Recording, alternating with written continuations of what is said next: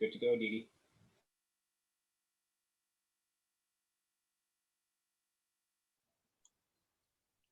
I'm sorry, I didn't hear you. It's 6 o'clock. You're good to go. All right, thank you. Good evening. I'd like to call the February 17th meeting of the City of Troy Planning Commission to order. Taking a roll call, Barbara Higbee. Anthony Moen. Barb, your mic is, you're muted. Is Barb talking? Looks like she's trying to talk. I'm just sorry, Barb, I'm here. Okay, thank you.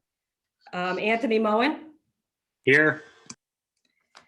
Deirdre Rudolph is here. Suzanne Spellin. Here. And Sarah Wenger. All right, so I believe Sarah will be joining us. So Erin, if you could let us know when she does, but we do have a quorum with 4 members present. So starting on the agenda, we have 3 items under the consent. I'm going to go through each one of them individually. The first one is PLPC 2021-0002. Location is 2109 15th Street. It's zoned in an R2 district. It's here for a change of use, seeker type 2 action.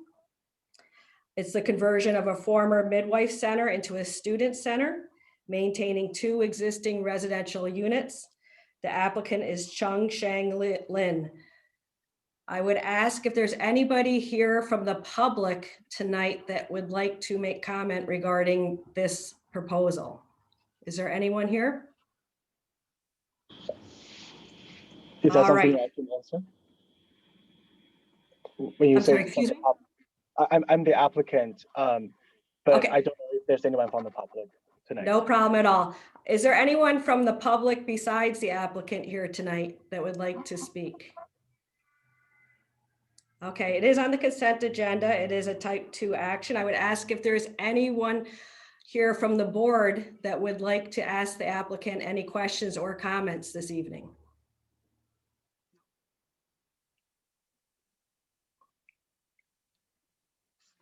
Okay, I don't hear anybody has it. So I would like to know if there is a motion for approval of this. It would need to be conditioned upon the applicant obtaining all zoning board approvals. Again, the applicant needs to go to the zoning board still.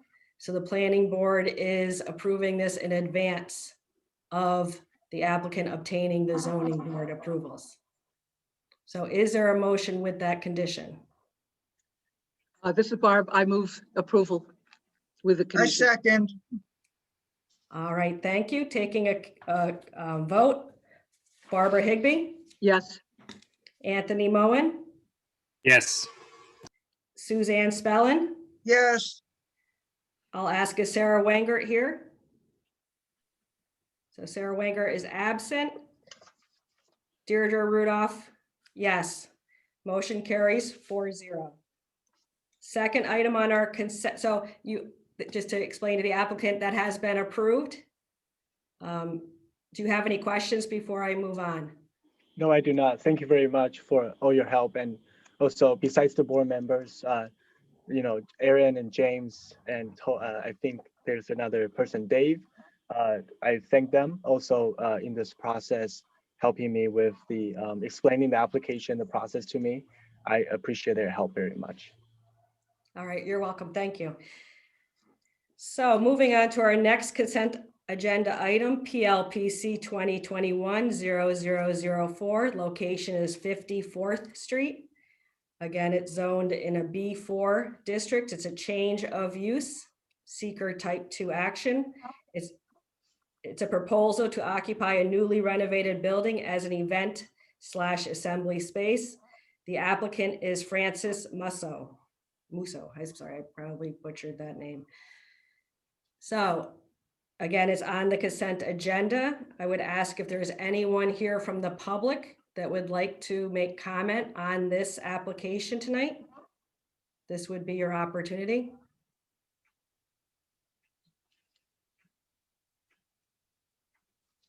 All right, I don't hear anyone. Aaron, can you just confirm that? That's correct. There's no one from the public on the call. All right, so I'm not aware, this does not require any zoning variances, is that correct? That's correct. It's in a B4 zone. Parking is not required. The use is an allowed use. And we did get a comment earlier about the lack of a site plan, but again, this is a change of use. The lot is, to the exterior walls of the building. There is essentially no site. And the applicant has been working very closely with the building department over the last few months on renovating the space, and from the photos, it looks fantastic in there. So this is just the last administrative step. Okay, great, thank you, Aaron. So I would ask, is there a motion from the board? This is Anthony. I move we approve the application. Thank you, is there a second? Second, Thank you, Suzanne. Going to vote, Suzanne Spellin, yes. Anthony Moen, Yes. Barbara Higbee, Yes. and I'll ask just one more time, is Sarah Wenger here? She has not joined us. Deirdre Rudolph, yes. Motion passes 4-0. The final item on our consent agenda is PLPC 2018-0069. Location is 750 Second Avenue. This is located in a zone of multi. It's approved and it's here for an approval of an extension of time. The proposal is to occupy a mixed-use building, standard manufacturing with commercial space on the first floor, apartments on second through fourth floors. The applicant is 750 Second Ave Realty LLC, Waterford, New York, represented by Roger Keating of Chase and Companies. So once again, this is on the consent agenda. This has been previously approved by zoning and planning, has gone through the seeker process. I would ask, is that there's anyone here tonight from the public that wishes to make comment?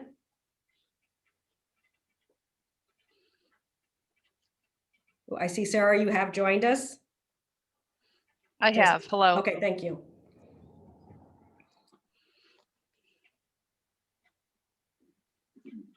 All right. So any questions from the commissioners? No. All right, so I guess the question I have, I guess we're looking to extend this for another 6 months. Is that correct, Roger? We would like to request the 1-year extension on this, please. Okay, so you're looking for a 1-year extension of the previous approval. Correct. All right, there being no further comment, do I have a motion from one of the board members?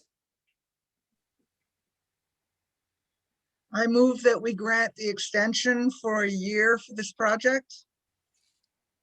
All right, thank you, Suzanne. Is there a second? I second. Thank you, Barb. Going to a vote, Barbara Higbee, Yes. Anthony Moen, Yes. Suzanne Spellin, Yes, Sarah Wenger, Yes. and Deirdre Rudolph. Yes, motion carries 5-0. Thanks, everyone. Have a nice night. Thank you. All right. We are now moving on to our agenda, onto new business. The case is PLPC 2021-0003. Location is 576 Fifth Avenue in an R4 zone. Site plan review and seeker determination for an unlisted action. Proposal to convert vacant 3-story masonry former school building into 21 residential units. This project is seeking historic tax credits. The applicant is represented by TAP. So this is the first time this project has come before the board. I believe that they're here for concept review prior to going to the zoning board and coming back to the planning commission. I would ask, is the applicant here with us tonight? Chair, it appears as though the applicant is not here this evening.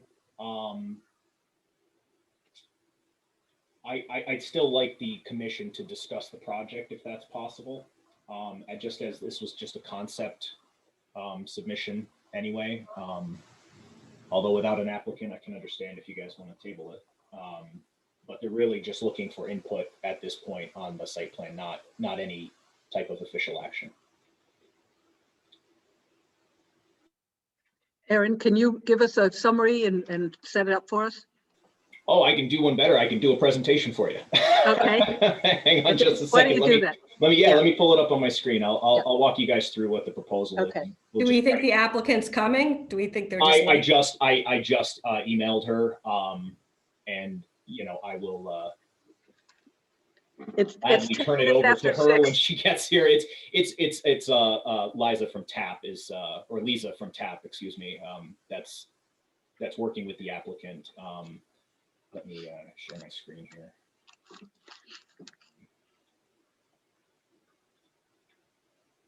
Okay, can you see the application?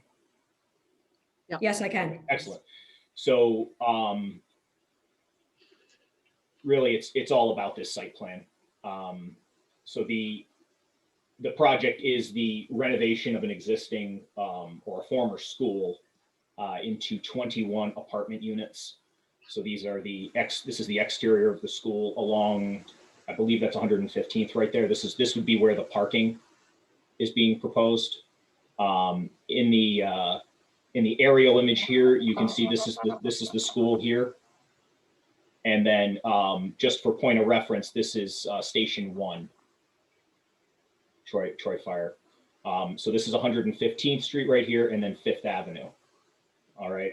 And as far as the site plan is concerned, there's not a significant amount of work. Probably the most intense change is going to be that parking located along 115th Street.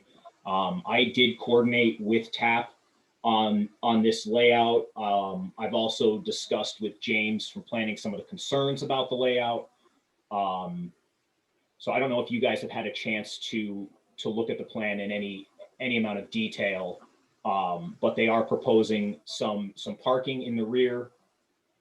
I believe this is going to be the accessible. The accessible's out in the front. So this is just some additional parking. This is considered off-street parking. This is considered on-street, even though it's being constructed as part of this project. And so the applicant will need to obtain some variances for this project.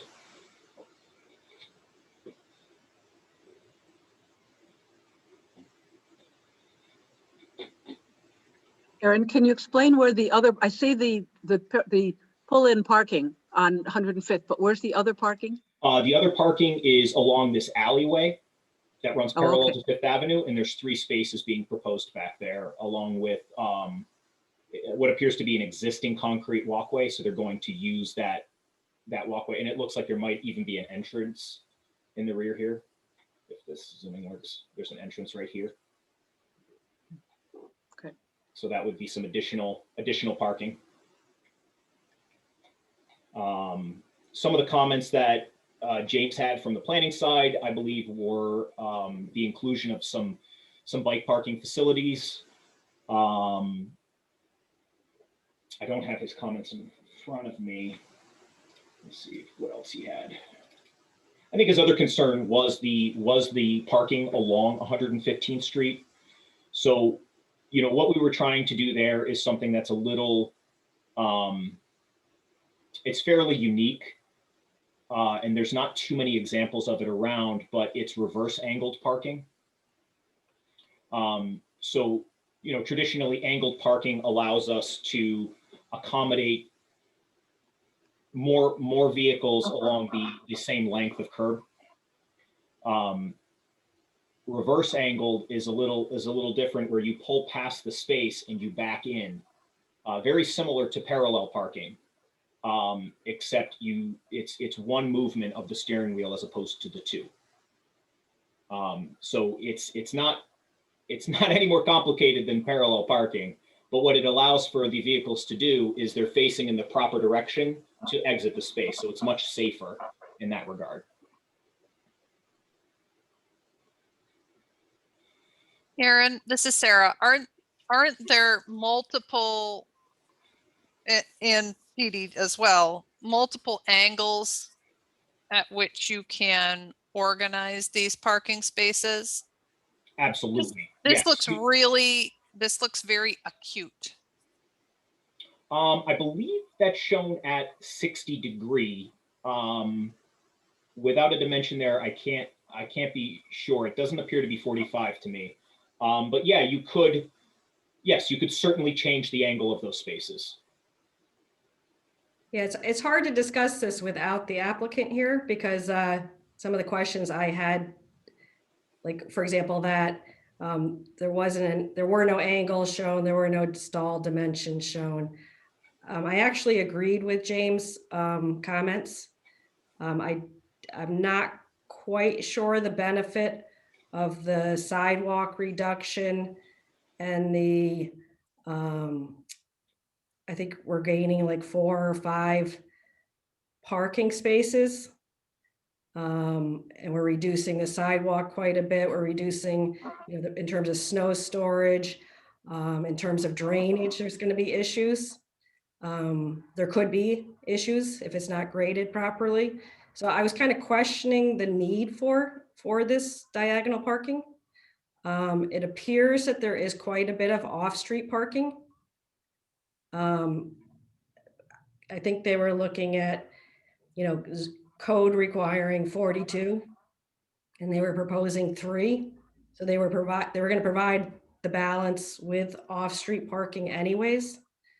So I guess I was going to suggest that a parking plan be prepared just to justify why this would need to be done to create 4 spaces. Like, is there enough off-street parking already? They only have 3 off-street parking spaces aside from the angled parking. Right. So, but they're looking at doing a curb line change or sidewalk reduction, again, drainage, snow storage. The bump out sometimes has issues with, plows hitting it, demarcation of it. It just seems like it's a lot of effort to create 4 spots. You mean as opposed to having parallel parking along there? Or Right. just, Yeah. I don't know. I like the idea of it. And I think James suggested that they might they might protrude further into the street and leave more sidewalk. Yeah, that's right, Barbara. Actually, the comment about the angle could reduce the reduction. Of the Side- sidewalk. Could maintain, we could maintain an 8-foot width. I mean, quite honestly, the reason why they don't need the sidewalk is because it was a school with buses and kids lining up. And there's the sidewalk on every other side of the street is 5 feet in width or 4 feet in width. Here we're talking about 13 feet of sidewalk. But we're doing this to create how many spots? Well, if I look at the plan and I look at the number of spaces across the street, it looks like we'd be creating 4 additional parking spaces versus parallel. So I guess the question I have is, do we need that? So I'm just asking the applicant, I'm not asking you, Aaron. Well, the applicant is obviously proposing it and wants it. If they don't provide that, then, they're going to the ZBA for a variance, a larger variance. So Yeah, but it perhaps just what seems like comes out of this they meeting need- is we have them go to the ZBA for a variance for all the parking and come Right, back with. but they're already going for a large, they need 42, they're proposing 3. So they're Yeah, the already, variance is the same, right? If you guys Yeah. don't want the angled parking is to provide 4 additional spaces. If they get a variance for 39 spaces, they don't have to do any of those. They could Right. just leave it alone. right. Well, it's all off-street parking. So it's, they have to No, get the that parallel's same not variance. off-street, it's on-street. There's only 3 off-street parking spaces and they're in the rear. No, exactly. That's what I'm saying. So the variance doesn't change with or without this. Correct, right, Yeah. exactly, yep. Yeah. So if you guys don't want less parking for the, you know, the housing units and you'd be comfortable with that, I'm sure the applicant would prefer not to spend the money. So what I've asked is for a parking plan to be prepared by the applicant to see if there is capacity on the on-street parking as is for this proposal. That makes sense to me, but I do like the idea of the angled parking, and I have no idea what the angle should be or any of the subtleties of it. But I think 4 more spots in general would be a good thing. When you But- say a parking plan, what format is that taking? Well, just again, just how many parking spaces does this project demand, and how many parking spaces exist in the supply? It looked like from their photos, there was ample of on-street parking. When this was a school, the teachers and the staff must have parked on the street too, so it's not like all of a sudden there's going to be a million cars that were never there before. Right, my guess is. I think it's a matter of convenience, and I think it's also a matter of not impacting the neighbors. And when I say I think that, I mean that's exactly what the applicant and I discussed. So they just didn't want to impact the neighborhood, and they felt that the residents along Fifth Avenue would feel more comfortable if, you know, they made provisions for some additional parking. So procedurally though, could we ask for the plan tonight? Well, That's a good idea. I mean, I'd have to defer to Andy. The plan sounds a lot like the planning commission's going to be requesting parking, which of course That's not, you can't do, so. I don't know where it's getting misunderstood. I'm suggesting that the applicant might need to do less than they're proposing, which could be of benefit. There's going to be advantages and disadvantages of reverse angled parking. They can do, but the point is they can do less without the plan. They can do less just based on the variance. Correct. Yeah, if you guys don't want the reverse angle parking, I'll relay that. To I the- didn't say that. I just said, I would like to know if there is adequate parking. You know, again, we get into this whole seeker issue of if there's an impact on the neighborhood. And I really don't think that there is. I'm actually very much in support of this project. I just want to make sure that it makes sense to do all this engineering reconfiguration for off-street parking spaces created.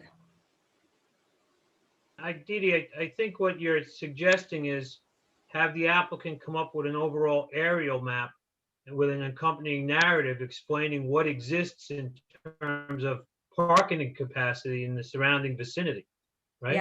Yes, thank you, Andy. Yes. And it could also address issues of bike storage, you know, like alternate means, you know, methods of not needing the parking. And I mean, it could be accompanied with some pictures of existing conditions at certain points of the day in a weekday or on a weekend. and just- Absolutely, yes.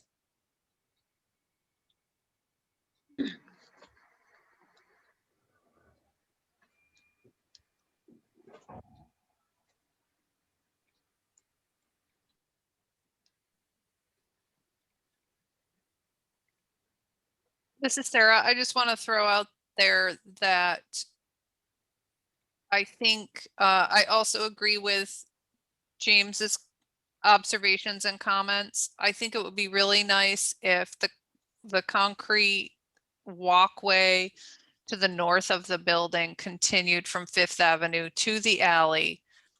And I think it does make sense to have a couple parking spaces here. Ideally, if they're dedicated handicapped accessible spaces and you could get 2 spaces with a 5-foot wide loading area between them and have that concrete walk extend to the alley. That's up here, Sarah? Yes. Okay.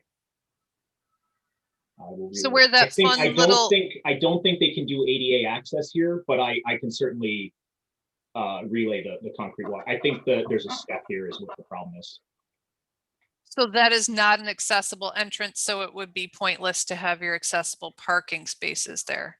Correct. I believe, Gotcha. I believe the point of the hatching here, and that I was confused at that at the beginning. I believe the hatching here is simply to provide a little bit of clearance here, but you're right. The walkway would provide the same effect, right? Yep. So, yeah. And then I I guess, agree. yep, sorry. Yep, go- I'm just expressing total support for the project. It's a great use of a beautiful building. That's all.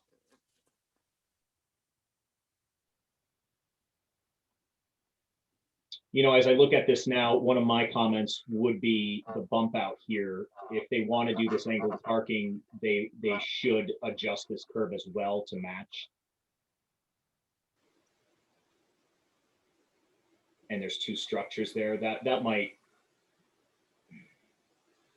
Yeah, I'd have to coordinate that with them.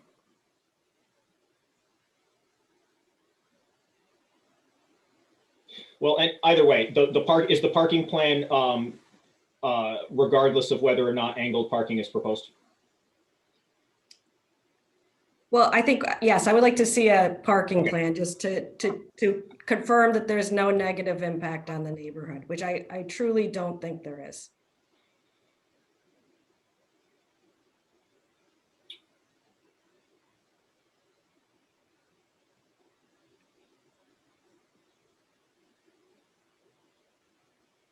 So where do we go from here?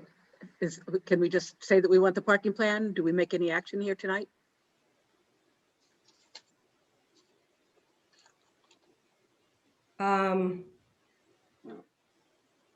Andy, You would I'll- have the ability to declare lead agency for seeker purposes. I think you could ask staff to suggest to the applicant that they review the meeting as soon as it becomes available on Zoom, so they hear the comments directly. And then just table it to the next meeting. I don't know how much more you can do. Will this be a coordinated review, Andy? It doesn't have to be. It may make sense for it to be because the issue is interrelated. The concerns raised here tonight about parking and the variances for parking. So I think it would make sense to coordinate it with planning board, with planning commission as lead. Kathy's gonna love that.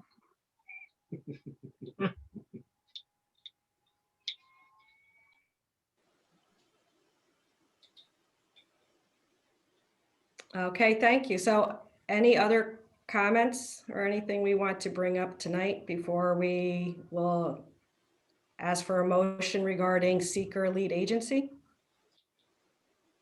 Is there a motion? I move that we become secret lead agency. All right, thank you, Suzanne. Is there a second? I second it. It's Barb. Barb, thank you. Going to a vote, Barb Higbee, Yes. Anthony Moen, Yes. Suzanne Spellin, Yes, Sarah Wanger, Yes. and Deirdre Rudolph, yes. And then looking for a motion to table this application.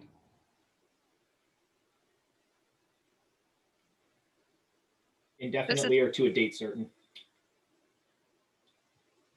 Okay, this is Sarah, and I make a motion that we table this application until the March meeting.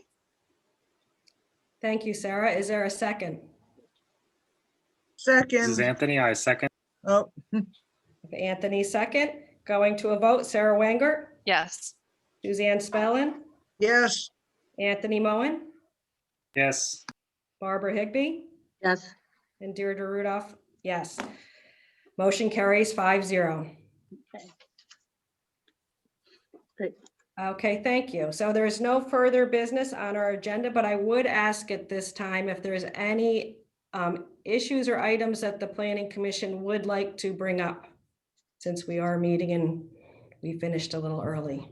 Yes. That was record time, 29 minutes. I would like just a very quick discussion, or maybe Aaron could just explain a little bit about the notification, the email that I sent about just what the proper thing is, and so that we meet the letter of the law. Sure. Andy can jump in if I misstate anything. But there are the email I sent you guys with the reference to the open meeting law. Right, which we all read. I must assure you, we've all read it this afternoon. Oh, I'm sure, right. Yeah, But could you still summarize it? Yes, of course. The few sentences at the top of page 4 referenced a 72-hour notice for public hearings. What we have tonight is a meeting, and there is no further requirement for a meeting. There's no requirement that we publish an agenda and stick to an agenda by any certain time. You guys are free to take up really any business that you would like, as long as the meeting has been noticed. The meeting itself has been noticed. The topics at the meeting can range, from what we're discussing right now, which was not on the agenda. The public hearing that does have a 72-hour notice, but when you guys are opening up the meetings to public comment, that does not necessarily constitute a public hearing.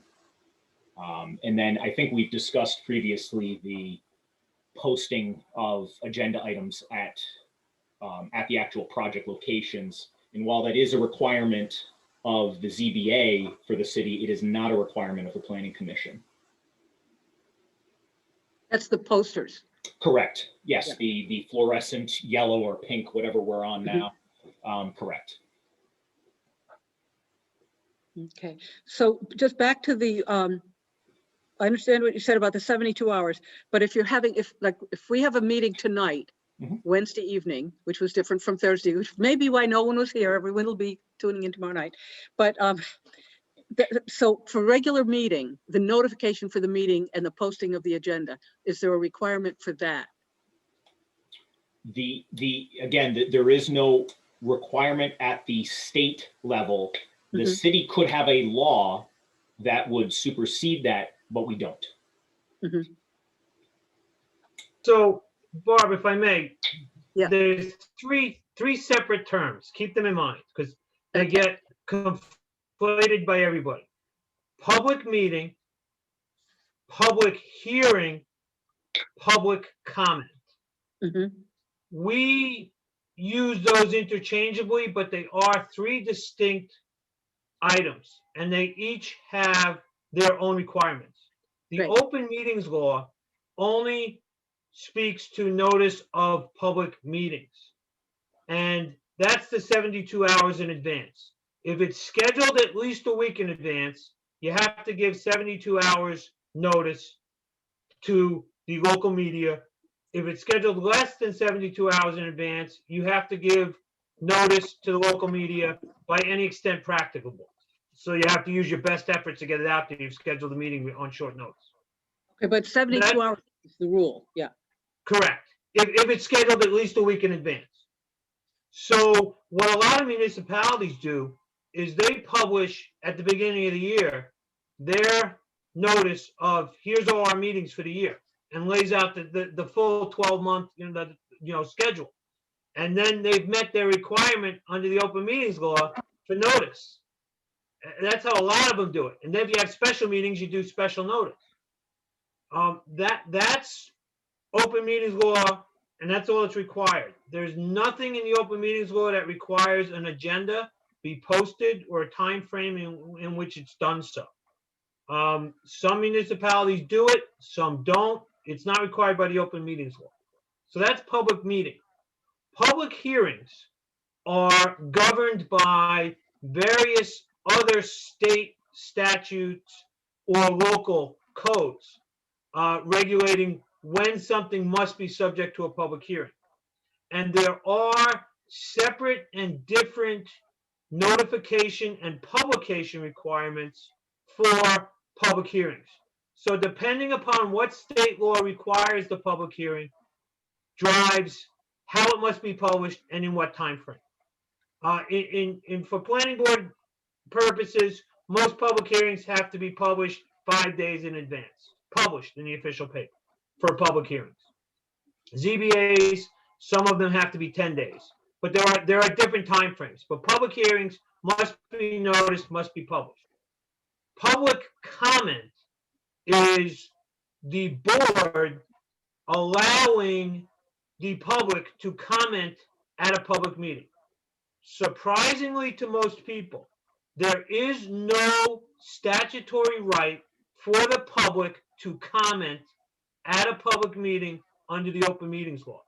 The Open Meetings Law only opens the meeting to allow the public to observe, attend, or hear, depending upon Zoom.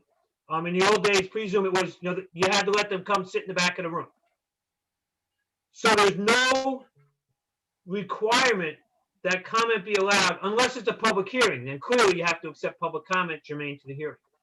What most boards do, this one included, is you will allow public comment at a public meeting for people who appear and want to make comments. Most people feel that it's their role as a board member to accept public comment and hear it. But ultimately, that's a discretionary choice of this board to allow that, which you usually do. It's not required by the Open Meetings Law. There's no requirement that it be noticed. It's if you're in a validly noticed and open public meeting, the board can choose to allow and accept public comment. If it's a public hearing, you have to have the public comment. You have to accept public comment. But at a standard meeting without a pre-scheduled public hearing, it's up to the board whether or not to accept it. This board always does, which, in my opinion, is the better way to go. Any member of the public that takes the time to attend the meeting, you should give them a little bit of time to speak their piece. That just seems like fundamental fairness to me. But surprisingly, it's not technically required by the Open Meetings Law. That's helpful. There's a lot that I have not understood about this. I guess the other question I had that keeps confusing me is just when it's in the city's website and it's got the agenda dates there, then that I've always thought that had to be in there by 7 days ahead. And then I thought that, or somebody told me that changed. So that's kind of my question, not so. And it may be that's the custom and practice in the city. Mm-hmm. Just because something isn't specifically required doesn't mean that the city may have done it that way for 100 years. And then when it changes, people notice it and say, hey, it's been this way for 30 years. What changed? I'm not aware of any specific policy to either post it within a certain amount of time frame or any policy that changed. Okay. I would also add that you as a planning commission have the ability to adopt your own policies, rules, and regulations as a board. And if you think you want to have a policy in place, I would, urge you to make some suggestions to staff and see what can work for them, keeping in mind the burdens on staff to meet deadlines. Whenever you add more deadlines, there's always more deadlines to be met. Okay. Well, I'm not proposing anything. I just wanted to understand it better.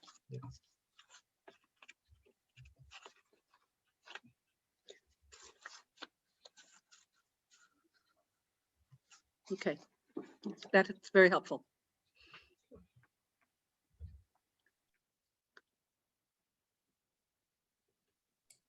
All right, unmuted. Thank you. So does that answer your question, Barb?